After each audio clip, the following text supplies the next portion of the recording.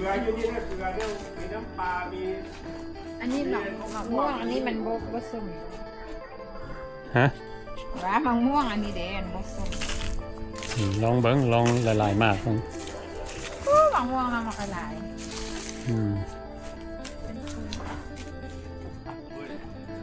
สบายดีพี่น้องมื้อนี้พวกเขา3 คนก็ได้มาจากในเมืองมาเยี่ยมยามบ้านสวนพาเพิ่นมาเบิ่ง นะปัจจุบันนี่นะว่าว่าไม่อย่างเท่าแก่อันยังหนุ่มอยู่เนาะ บัดเถ่าเจ้าไปมาบ่ได้มาอยู่นี่เอาวันใหม่มาเลี้ยงมาเสร็จขี่เสร็จเหี่ยวให้อยู่นี่ นี่เราสลัดเราซื้อทางหลังไปอีกมันมีหนองอีกน้ำเบิ่งแม่ไปเบิ่งเป็ดเบิ่งไก่บ่ชิมมึงดูแซ่บอยู่ว่ะ มันแผงมาเปิดไฟแบบนี้นะแกงปัง แซ่บหรือเปล่าเอาอีก แซ่บก็ เอาเกลือเยอะดูที่เอาเกลือ โอ้ย ข้าวคั่วมีอันนี้สิเฮ็ดน้ำแจ่ว จะกินล่านี่มันก็ กินลาก็ยังแซ่บ ล่ามันก็แซ่บ แซ่บเด้อบักม่วงสวนนี่นะ ม่วงสวนนี่แซ่บมาเด้อ มันลิกได้เนี่ยบอกให้เอาปุ๋ยบอกให้เอายาฆ่าแมงไม้เข้า โอ้ ให้บ่ น้ำขวดนี่นะ ธรรม แซ่บ ชาติ ขนาดด้วยมึงมองเนี่ย บอให้มีปุ๋ยไว้มียาฆ่าแมงไม้อย่างเงี้ย ป้าเจ้าคือโชคดีได้ดินข้างๆนี้ อันนั้นสุกได้ขนาดนี้ คุณขาย มันก็เลย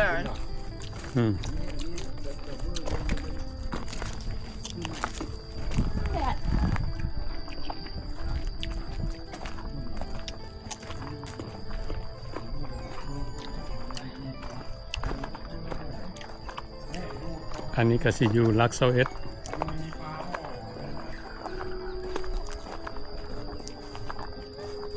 ไม่หนองปลาอยู่นี่นะคะ นี่ ต้นไม้ต้นนี้เนี่ยซื้อมาปลูกเองเบิดเนี่ยนะธรรมชาติเป็นแปลนนั่นเนี่ยมันกล้วยบางอย่างนี่มันน่าเฮ็ดออกมาดีน่ะ โมวันหน้าซะมาอ้ายซะเจ้าซื้ออย่างเจ้าซื้อ ดวงดีแล้วดวงดีตลอดไป อันนี้ซื้อไอ้รับ ฮะ ไอ้รับใจดีจำมือได้ไหมล่ะเจ้าอันว่าจะไหนก็เพื่อนไปอ้ายหยัง ดวงดี ดวงดี ดวงดีตลอดไป ดวงดี ผมไม่ดวงดีแต่มื้อนี้ไหน คือม้วน เขา เนาะ ดูด แต่มันบ่มี เฮ็ดเวียก น้ำ ได้40 ปีเฮ็ดเวียกนะหากว่าพักนี่ได้ประมาณ10 ปีเฮ็ดพักกันน่ะพักเวียก ไก่อันนี้มากอย่างอันนี้ อันนี้เป็นต้น น้ำแห้งหลาย เป็นงามเป็นห่มซื่อๆต้นไข่นี่นะอันนี้ก็ต้นอันนั้นไข่นี่นะอันนี้ซื้อเอามาได้นี่ คือต้นใหญ่ ซื้อเป็นต้นมาฝังได้นี่ต้นดูคือ แล้วไผ่เกือบเป็ดเกือบไก่ให้เจ้าเนี่ย คือไอ้เองนี่แหละ โอ้ หัวนี่อายุสูงเส้นแล้วจะอยู่ราเดี๋ยวอยู่ราได้ติดเตียงนะต้องเคลื่อนไหวตลอด แน่นแล้ว ต้องเอ็กซ์ไซส์ตลอดเสร็จแล้วอยู่ร้านวันมึงโหนท่านได้เลย ผมมากินอีกรู้มากนี่แซ่บเนาะ เอาอีกไหม ช่วย แต่เอาอีก อันนี้มันนาเฮ็ดเอาเบิ้ลเนี่ยมะพร้าวนี่ก็มาลงเองไหม อ้ายตี น้า ให้ดวงดี โอ้ น้องอ้ายก็ได้ โตนี่สร้างให้กำลังใจคุณ เป็นอ้ายนอกกันได้แบบนี้ สำหรับเจ้าเอิ้นรถฮะเฮาได้เอิ้นเพิ่นนะ อ้ายรถ ให้กำลังใจแต่ว่าเมื่อกี้นี่หลานมาอีกน้องทรายมันนี่น่ะเอาเมียมาแล้วเมียคนม่วงเจ้าเห็นได้บ่ บ่เพิ่นบ่ได้เห็น เพื่อบอกว่าตัวเมืองอเมริกาแล้วไปบอกหลานว่าอันนี้มัน8-9 คนที่เขามาเบิ้ล ต้นน้อยๆมาก ไปมันเนาะมาข้ามก็มีเหรอ ต้นเต้นจะสุนเบื่อกับยังจัดเนาะ อันนี้นี่แม่ซื้อมาลงนี่นะคนทำเมฆต้นอย่างนี้นะซื้อต้นใหญ่ๆเขามาลงให้นี่นะตอนนั้นเงินมันเฟ้อพุ่น ไปออกไปกินข้าวน้ำกันแบบนี้ป่ะ โอ้ได้แล้วขอบใจขอบใจ แซ่บนี่อยู่ หมอจะมีอันหูมื้อหน้าก่อนเพราะว่าหน้ามีอันเรียกเลยนึงขอบใจหลายๆนะมายามเนี่ยมื้อหน้าแล้วมามันได้กินต้มเป็ดต้มไก่เด้อเอาถ้าจูแล้ว มื้อวันอาทิตย์เข้ามาแล้วนัดเขาไว้แล้วมาเขาเฮ็ดท่ามาแล้วมากินรสดูสวยให้นะกินแก้มเบียร์กันยังมีเฮนเดอร์ซี่อีกนี่นะน้ามีอยู่นี่เฮนเดอร์ซี่ขวดนึงนี่สีไข่สู่กินมื้อนั้น โอ้สะอ่อนมะม่วงต้นน้อยๆก็เป็นเนาะ อืม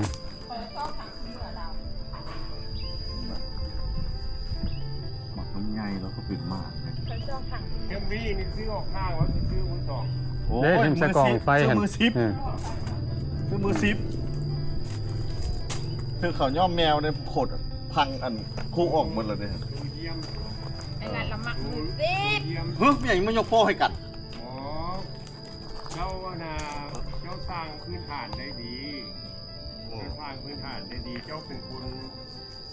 นแอคทีฟของห้องอ่ะ อืมแม่น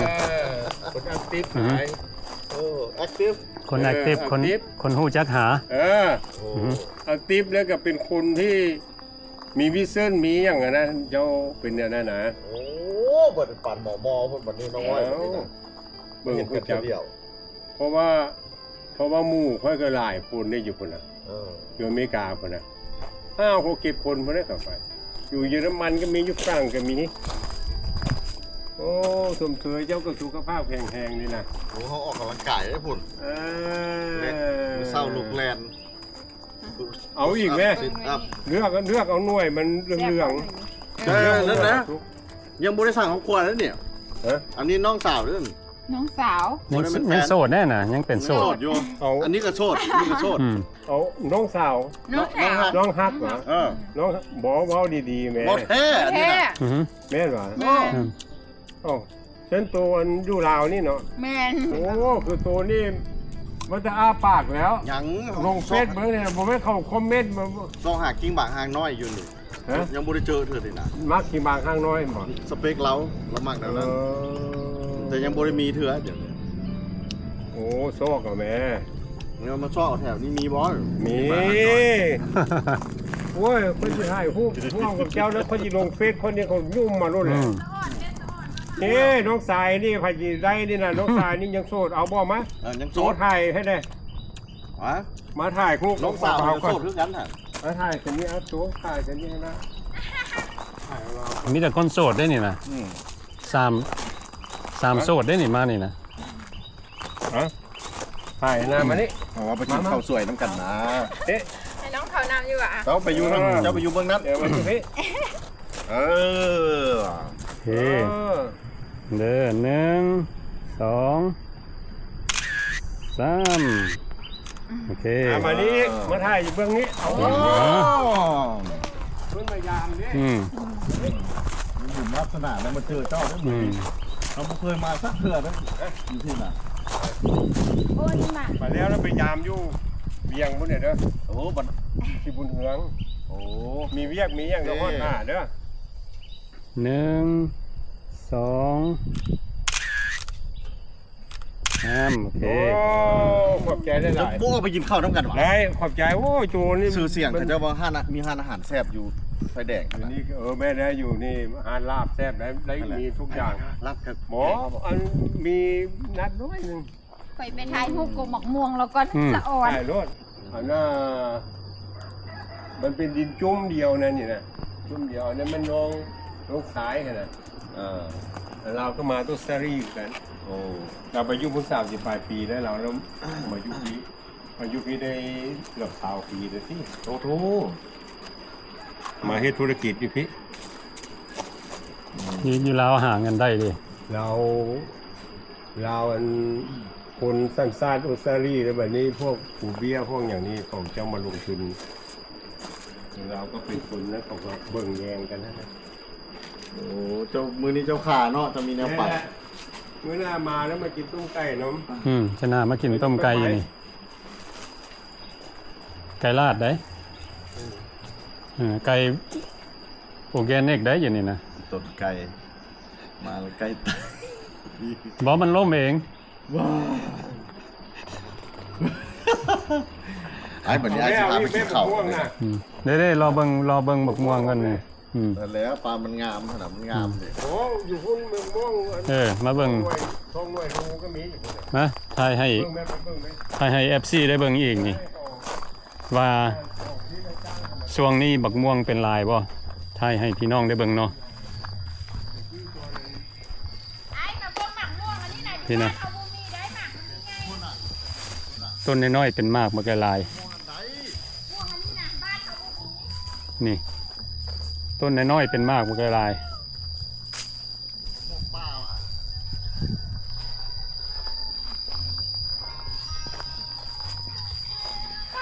คือหน่วยใหญ่แท้ เนาะ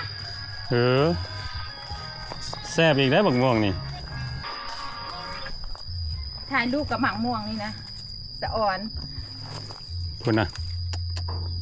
หน่วยหนึ่งกินได้เป็น5 คน แมนนะ เป็นหลายบักม่วง เดี๋ยวเจ้าก็นั่นแน่โฆษณาแน่น้องอ้อยหันโสด โฆษณาเด็ก โฆษณาแล้วบอก โฆษณาแล้วน้องอ้อย กูแจก Facebook บอกเจ้าเพิ่นจะติดต่อหา น้องอ้อย บุกให้ใคร เอ้าจะมีคนจะสนใจเพิ่นจะติดต่อหาเนาะ Facebook ก็ว่าจังไหนอ้อยเนาะ AOY เนี่ยของ AOY ยาวางเป็นหยัง อ้อยพรสวรรค์ อ้อยพรสวรรค์ภาษาอังกฤษ ภาษาอังกฤษ โฆษณาน้องสาววันนี้นะ น้องสาวเด้น้องสาว โสด จะโสดเธอก็อยากมีคู่เด้ โสดอยู่ น้องก็อยากมีคู่อ้ายก็อยากมีคู่ นี่แต่โสดว่ะ โสด สนใจทักมา ขักๆมั้ยแม่ต้นอันน่ะมังน้ำใหญ่น่ะต้นน้อยๆนึงก็เป็นหมาก โอ้เฮามาเบิ่งเราเบิ่งไทยให้พี่น้องได้เบิ่งเนาะเพราะว่าเฮาบ่ได้มาโดนแล้วตอนเฮามาตะกี้มันยังบ่เป็นเด้ต้นหมักลำไยกำลังเป็นโอ้พี่อันนี้ก็ต้นหมากลำไย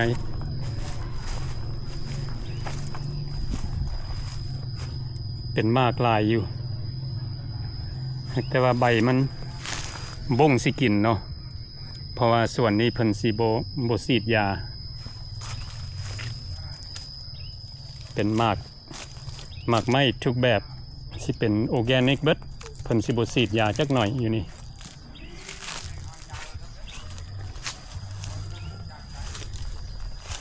วิดีโอนี้ก็ถ่ายให้พี่น้องได้เบิ่งบ้านสวนลักเซาเอสนี่ต้นมักต้องเป็นมากลายคุณนะมากลายโอ้จังหน่อยก็ได้กินแล้วนี่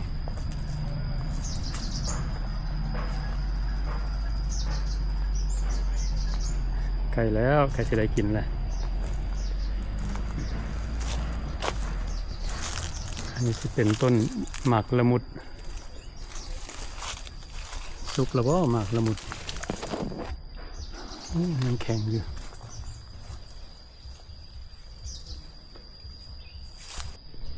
โอ้เป็นตะสะออนเว้ยคนน่ะ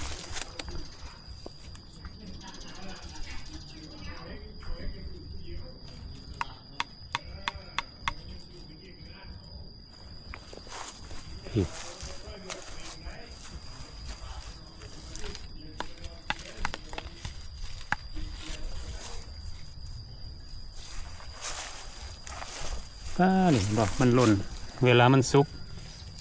แล้วมันหล่นทิ่มเด้อพี่น้องเห็นบ่บักม่วงบ่ว่าจะอยู่ใส่เนาะเวลามันสุกนี่เฮาบ่เก็บนี่มันก็หล่นทิ่มแบบนี้แล้วนี่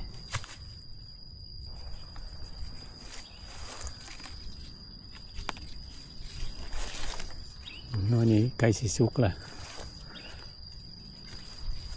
โอ้ต้นน้อยๆเป็นหมากลาย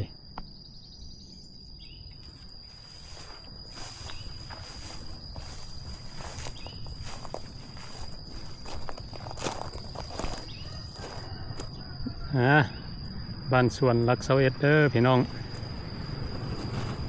วันนี้ก็ได้พาลัดใจดีกับน้องอ้อย มาเล่นสวน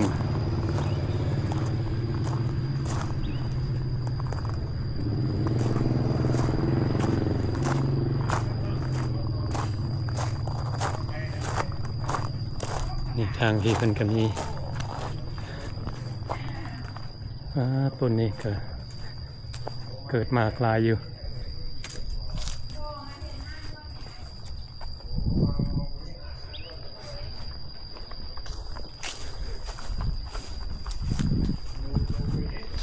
มาเบิ่งทางหลังบ้าน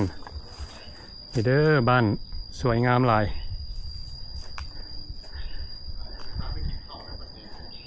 ปีกายเฮามาพักอยู่นี่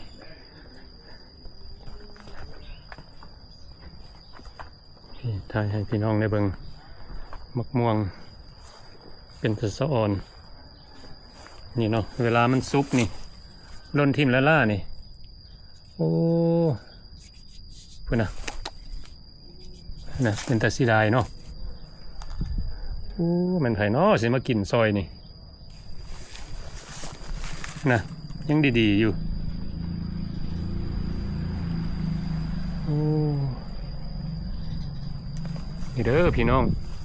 มาประเทศลาวบักม่วงหลายเอาแท้ว่าเนาะพุ่น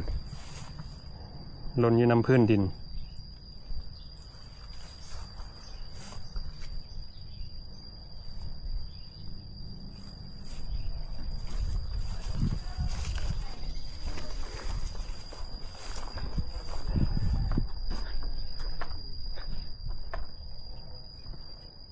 เป็นมากลาย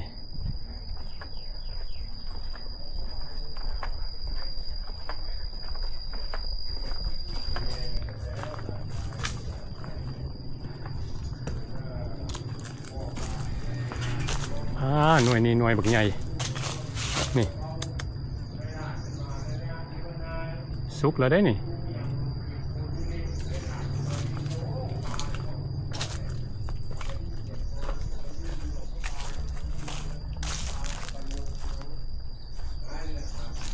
นี่เด้อพี่น้องเบิ่งบ่มีเบื่อนี่นะตัวนี้ละแซ่บนะหน่วยใหญ่ๆนี่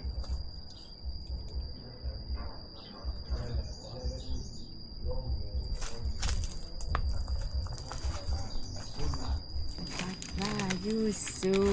งไปเขาไปเอาหน่วยใหญ่ๆเด้อเก็บหมากม่วงอยู่อเมริกาก็มีหลายอยู่ บอลคอยอยู่หันบ่มีพระเจ้าขายวะขายอยู่ตลาดมันหักบ่แซ่บนี่หมากม่วงอีหยังเนาะอันนี้เนาะนวลหมากใหญ่นะนี่ใหญ่คักอยู่บ่นี่คนน่ะสิได้ตัวมันหล่นเด้ว่ะก็ว่าอยู่มันหล่นคนน่ะหน่วยบักใหญ่ว้าเพียดิเนาะนี่คนน่ะโถเอาเลยเจ้าเอาแต่เอาต้นอื่นเนี่ยเพราะว่าบางทีมันแซ่บบ่คือกันเด้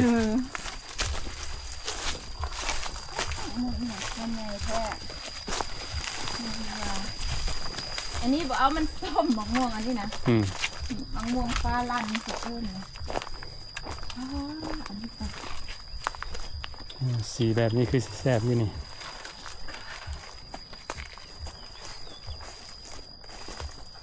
อันนี้เนาะโอเคจับไปพอนี่บอกใครหลายโอ้อันนี้คืออีสุกบอกนี่เนาะ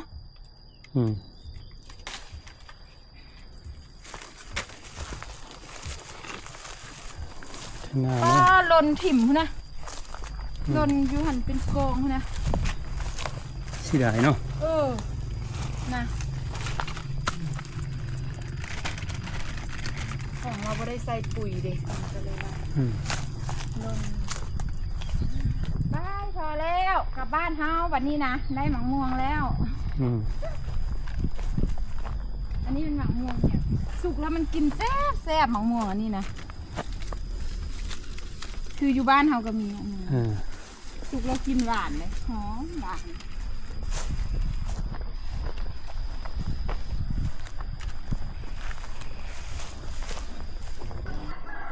โอ้นี่เด้อพี่น้อง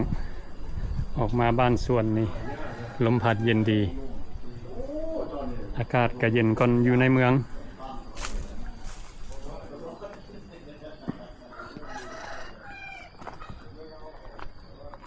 นี่ต้นบักยม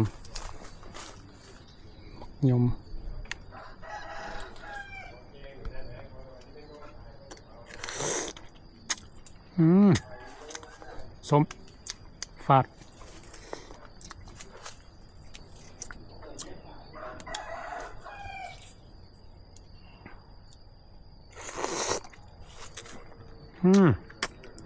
ส้มนี่เนาะเพิ่นก็มีเครือยานางเกิดแบบธรรมชาติ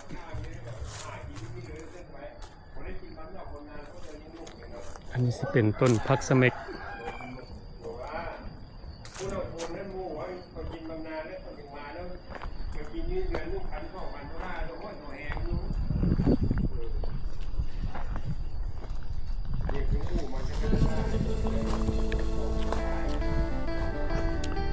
วันนี้พวกเรา3 คนก็ได้ออกมาเยี่ยมยามบ้านสวนหลัก21มากับมิสเตอร์ปัดใจดีกับน้องอ้อยโอเคเราก็สิจบคลิปนี้ไว้สำนี้ซะก่อนเนาะแล้วก็เป็นจังใดก็ขอบใจเบิดทุกคนที่เข้ามาเบิ่งวิดีโอของเรา